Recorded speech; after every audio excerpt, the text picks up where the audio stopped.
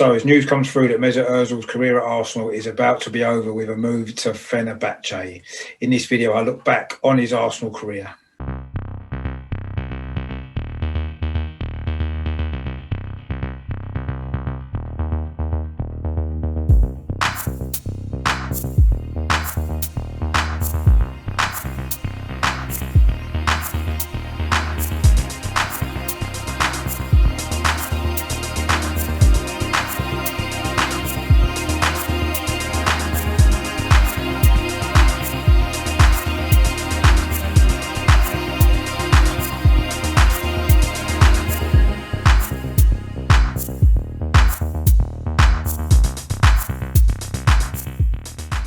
Hello, my name's Richard. Welcome back to my channel over and over and over again, the Positive Arsenal channel.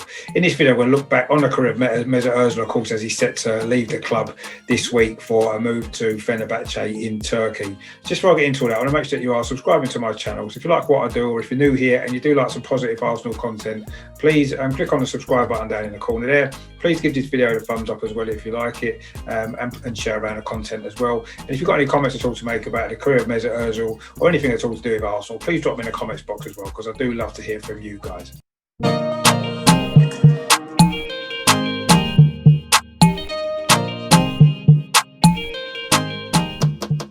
So Mesut Ozil then, he joined Arsenal on 2nd of September 2013 for a club record fee of £42.5 million.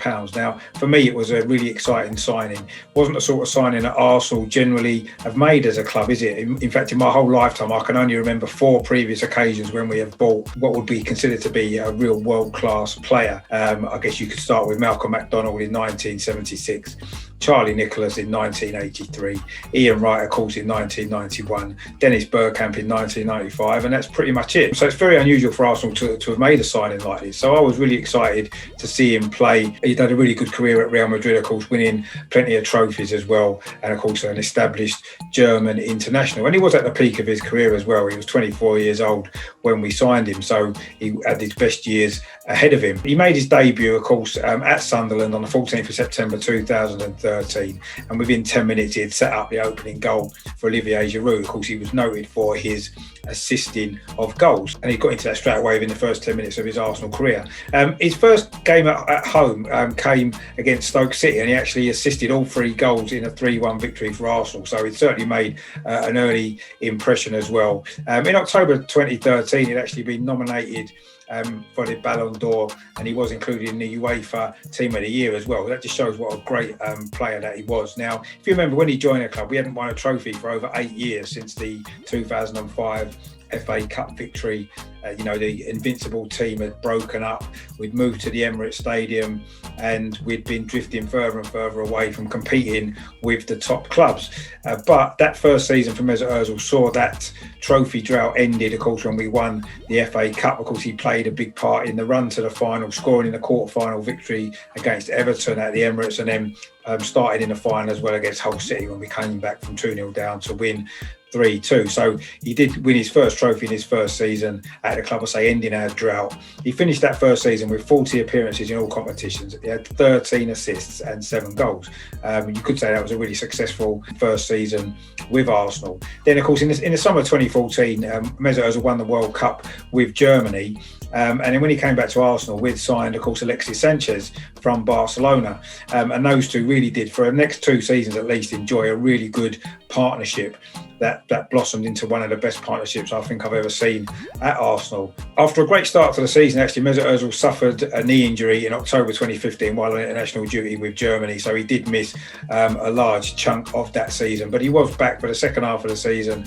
Arsenal showed a great finish actually to the season, and also reached the FA Cup final again for the second time in a row. Mesut Ozil assisted both goals in the semi-final victory over Reading, both scored by Alexis Sanchez, and of course he then played a big part in the final as well, where we beat Aston Villa 4-0, our biggest ever cup final victory. At the end of his second season then, he'd only made 32 appearances this time due to injury. He scored 5 goals and made 9 assists, bearing in mind, I say, he did miss a large chunk of that season. Now, 2015 actually proved to be a really good year on the pitch for Arsenal. We had a lot of victories, and we ended 2015 actually on top of the Premier League. Mesut Ozil started the 2015-2016 season in really, really good form, and he actually set a Premier League record by assisting a goal in 7 consecutive matches. In fact, so by the end of the season, he was just one away from equaling Thierry Henry's Premier League record of assists in one season, which was 20. He actually ended up with 19 in the Premier League and 20 in all competitions.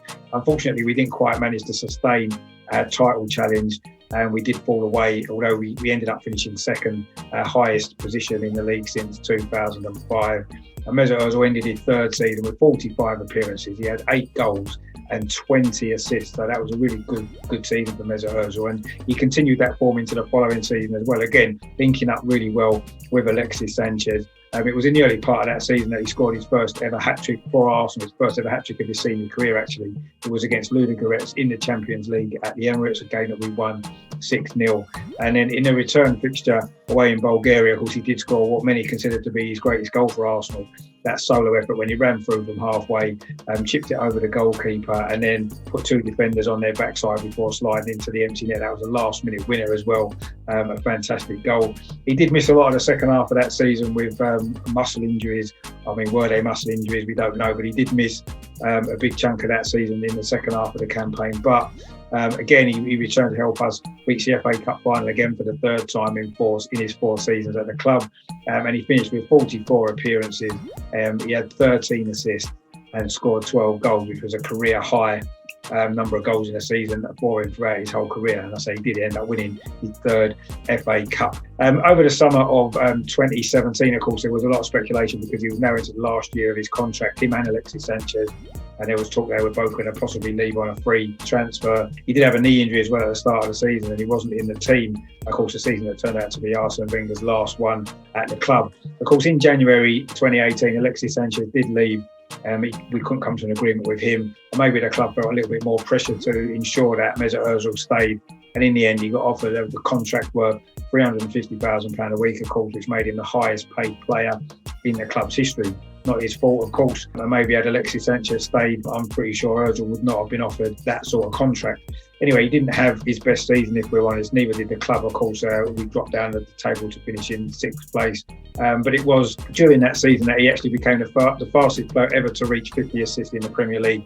It was in his 141st Premier League appearance. And then by the end of that season, he'd made 35 appearances due to injuries.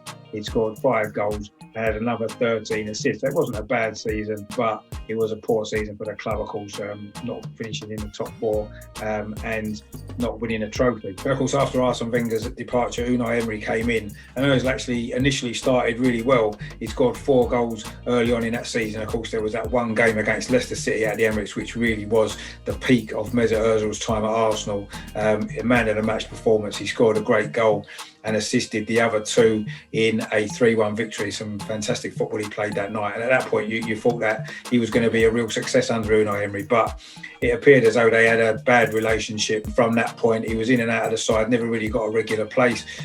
He was recalled back to the squad, having been left out when the club was struggling for results. He did contribute some more goals and assists.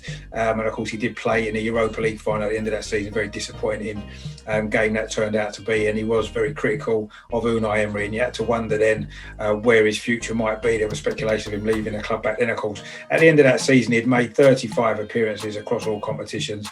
He'd scored 6 goals, which actually wasn't too bad, but only had 4 assists in a very transitional season. Of course, then we went on to Unai Emery's final days at the final season at the club. Mesut Ozil wasn't really playing very regularly at all. He was in and out of the team. It was quite clear that their relationship was very fractured. The team was struggling, of course, and eventually it led to Unai Emery's departure and Freddie Ljungberg taking control. Still, Mesut Ozil wasn't getting picked in the squad. And then Mikel Arteta took over, of course, just before Christmas 2019. Of course, they played together in the same Arsenal side a few years before, and he did seem to have a bit of a renaissance under Mikel Arteta. He was playing regularly. His performances seemed to have improved. But then, of course, the season was suspended in March due to the coronavirus lockdown, and that proved to be that. So in the end, Mesut Ozil's final appearance for the club was against West Ham in March 2020, and he did have an assist in that game. His 76th assist that was in his Arsenal career, and if you add that onto the 44 goals that he scored, he was directly involved in 120 goals for the club in his 254 appearances, and of course he did win 3 FA Cups, although the club did win 4. He wasn't, of course, selected for the 2020 FA Cup final. So overall, I think it was a successful Arsenal career. A lot of people seem to be totally against him as a player, calling him lazy. But for me, when a player can do what he can do in the final third of the pitch, that's what we need to have focused on.